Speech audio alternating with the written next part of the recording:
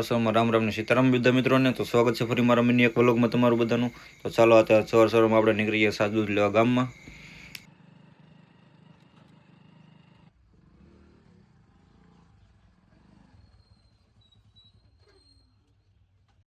અહીંયા જોઈ તો કિશોર બાપુ તો પતંગનો વેપાર કરતા હતા. મને એમ લાગ્યું કે લાઈને હું અહીં થોડીક લઈ લઉં. 5 લીટર મોકલાવું મારા વાલા નહીં.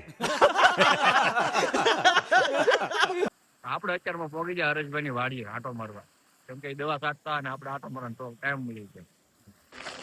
તો ચાલો આવી ગયા આપણી વાડીએ ને સડાઈ લીધો ખંભે પંપ. તો ચાલો ફટાફટ દવા છાંટી દઈને અહીંયા મારા પાસે મોટર કરી દીધી ચાલુ.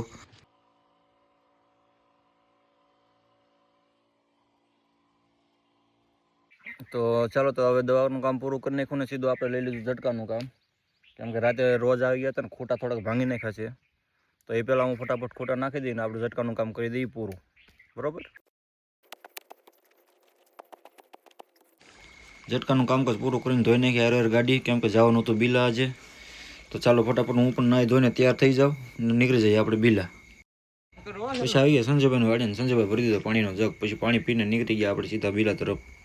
બહુ મોડું કરાય એમ નહોતું, કેમ કે હજી રીધમભાઈને વાળ કપાવવાના હતા ને. ચાલો ફટાફટ પોગી જઈએ બીલા.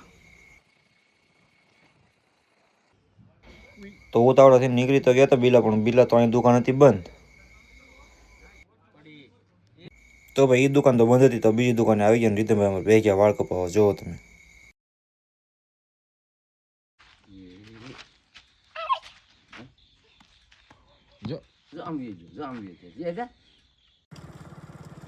તો મિત્રો આપણે રીતમભાઈ ને વાડીએ મેકીને નીકળી ગયા ગામમાંથી.